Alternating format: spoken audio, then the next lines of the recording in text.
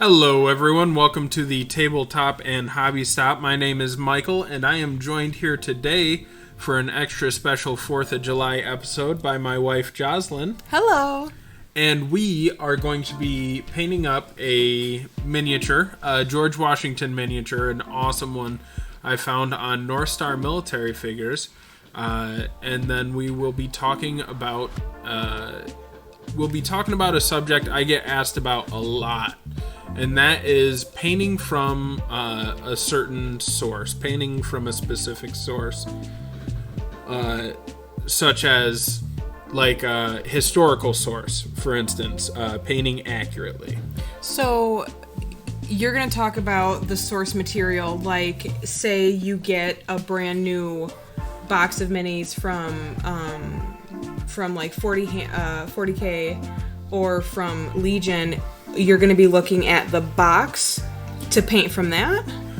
Yeah, we're going to be talking about whether you should be painting from that, or if you don't want to, or just in general how I tend to find my sources or my inspiration to paint according to maybe box art or show. So what kind of painter are you? Do you like to go off canon, or do you prefer to paint what's already established? So personally, I prefer, depending on the canon that I'm following, I prefer to follow it mostly. Now, I'm going to talk a little bit about what you're seeing on the screen here as well. You guys are probably seeing right now I'm doing the skin tones. I'm trying to add a little bit of red into that Gullyman flesh. I like the contrast paints just because it takes a lot of effort out of what used to be the most annoying part for me is skin tones. So I'll be jumping aside and telling you guys what I'm actually doing here in the painting while we're talking.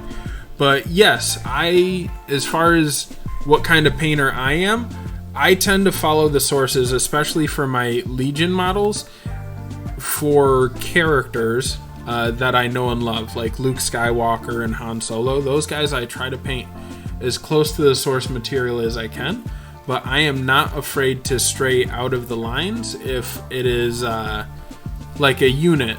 So for Pathfinders... For Pathfinders, like your sniper unit? Yeah, for my sniper unit of Pathfinders, I actually am looking forward to making those. I want to do a Hoth theme. My wife got me a awesome Luke Skywalker figure for my birthday last year, and I've wanted to convert my army into a Hoth-themed army. Because right now it's a Tatooine. Yes, themed, right? Okay. Right now it's more Tatooine themed. And so for that troop, you went based on the box art that they came in. Yes, I followed the box art for that troop, but I would like to buy a second troop and actually paint the uniforms white and then get a nice Arctic blue for the ponchos, because they wear these really cool ponchos. And so for that, it's not like that's nothing you wouldn't see in the realm of Star Wars. You're not going so far off base. Exactly. You're still kind of in canon. Okay, and so what about when you have something a little bit more specific with like a character or an army in like fantasy? So not necessarily Star Wars, but like your 40K. How would you paint something that, you know, is more suggestive? So 40K is really interesting. That's a good question, because 40K, for me, I think those armies are made to be personalized.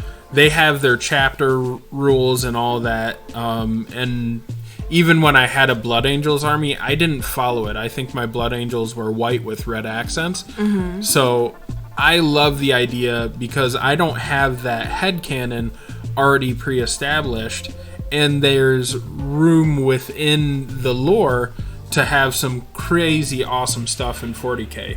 Like, I would love to create a kill team. I don't have a lot of 40K anymore, but I would love to get into Kill Team and create a group of lost Marines who form their own chapter. You know, they got stranded on a planet and just decided to customize their armor, and it's all dinged up because they haven't been able to manufacture new armor.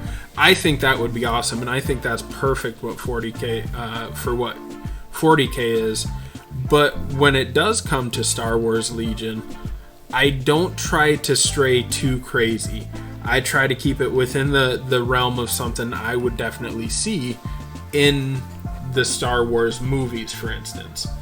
And so you guys have seen me put up a few pictures on the screen here. You're seeing one come up now where I'm just trying to follow what I see for this picture. This mini in particular, even though he's not on the boat, this is based off of the Washington crossing the Delaware painting. So this one I wanted to make the colors a little bit more vibrant, make it a little bit more poppy than maybe a historical representation, and really go along with what the picture has. So you'll see me right now, I'm starting on the cloak, that big gorgeous flowing cloak. I'm going to start in a light gray, and I'm actually going to do reverse of what I would normally do and highlight up. I'm actually going to start introducing dark tones down, as you're gonna see. But this one, I want to keep it historically accurate but much more vibrant, so it has a big table presence, or more importantly for this model, a good shelf presence. So what you said before about your 40K Kill Team, it made me think, the Blood Angels, it made me think of when you're creating a brand new D&D character, and say we want to order from like heroforge.com.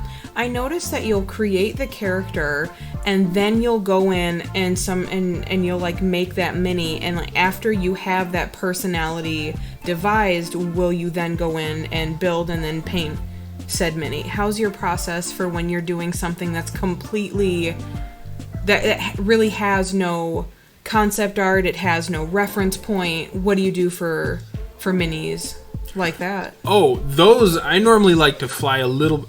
I mean, we all know leather is brown or black. We all generally know some good colors that go together. And from there, I really think about the character himself and what I think would work well. Now, within the canon of, let's say I'm making a fire mage, a lot of people want to do red robes, for instance. So I might. Oh, that was our puppy. he is okay.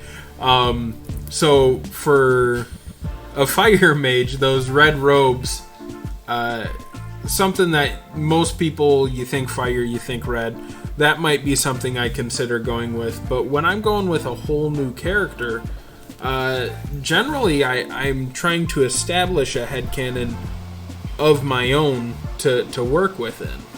Okay. And what about historical wargaming? I know you talked a little bit about your figure here with George Washington. What about going outside of the source material, which I see that we have a picture coming up here? How do you feel about going off of that for a historical accuracy mini? Well, historical, that one's a little bit harder for me. Where I won't mind too much if I show up to a Legion game and someone has a full army of red stormtroopers, you know, I'll be like, oh, that's kind of cool, neat. If I show up to a historical war game and you have lime green knights charging my lines, that one just, it doesn't fit with what we're trying to establish doing historical representation. Kind of pulls you from that reality of that exact scenario that you guys are in. Yeah, it's kind of a reality breaking, an immersion breaking thing. I mean, if we're being realistic, I don't mind I'm not going to get down into the nitty gritty of if you have gold, silver buttons and they're supposed to be gold. I don't care. Or since we're looking at George Washington here, by the way, I do come in, clean those highlights up. You guys can see that. Just really crisp up this cape because that's a huge feature of the Mini. I wanted it to look really, really nice. But as I was saying, for historical minis, if you have a late, if you're coming in and we're doing a late War of Independence scenario and you have British regulars that are in their early war attire, I'm not really gonna mind. It's all red coats to me, so it's not a huge deal. If you paint up your army to match a certain battle and then you want to substitute them in for the next battle, I don't think there's many historical war gamers who will have a problem with that. But like I said, it's the lime green army of knights charging you that really breaks that immersion. Absolutely. So how do you feel about painting a camo stormtrooper unit for yourself, or breast cancer awareness pink Space Marines? Why haven't you painted that for me yet? I would love to do that. Is a great idea. I would love to do breast cancer awareness Space Marines. That could be a really cool raffle. If we get big enough, guys, I think I'm probably going to do that. Can I help with the contrast painting? That's about all the painting that I can do, folks. Like, I love when we did our Hellboy game. I remember having so much fun painting those minis, but pretty much because I just got to coat every mini I touched in contrast paint. Those turned out great, and if you guys want to see those, go ahead and leave a comment, because we got the Hellboy Kickstarter, and that is a lot of minis that we got, and we got them all done in about a week, mainly using contrast paint. But we were talking about pink Space Marines. I think that would be cool. If I showed up at a table and I saw someone had a full pink army, I would not mind one bit. Camo stormtroopers, I would not mind seeing those one bit against me. But for me personally, I don't tend to paint that way. I can appreciate it though. Every time I see someone come in and they clearly put a lot of love into their minis, and if it is pink or bright green or whatever, fantasy style, I think that's awesome. And right here, guys, that blue was a little bit too bright. I know I said I wanted the heroic. I actually just used some dark blue shade to knock it down without dulling out the vibrancy or the heroic nature that I was going for. So I use contrast. Speaking of contrast paints, I use them a lot, kind of as washes. You can see that yellow is. I used the Skeleton Horde, which is one of my favorite contrast paints, to really go into the recesses there without taking away from the yellow. Without taking away from the yellow, what am I trying to say? Vibrancy. Yeah. And then here, I'm just real quick doing the base. I'm going to cover most of this up with snow. So I'm just doing another quick contrast on the base, and then I'll come back in later with some gray tones and cover it up with some snow effects that I actually stole the idea directly from Miniac's channel. And I'll link that down in the description below. And so when you are thinking about the temperature that your mini is in, does it affect, like, do you give him like a rosy cheek or like a ruddy kind of look to him, or? Oh, absolutely. That is why earlier you guys saw me mix the red contrast with the Gullyman flesh. That was so that I could get a very subtle red tone on the cheeks and the tip of the nose for Washington here, because since this is a winter scene, I wanted him to look a little bit cold.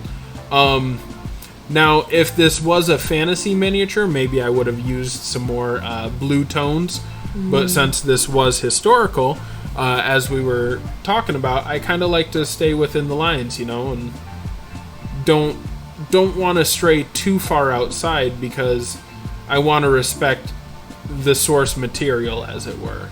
And what all did you use for him? I saw you had a couple books that you did. Yeah. Or did you just go online? And I also saw a different mini up. So how often are you looking at other minis when you're painting as well? Are you trying to look for how paint spreads, or like what kind of is the thought there?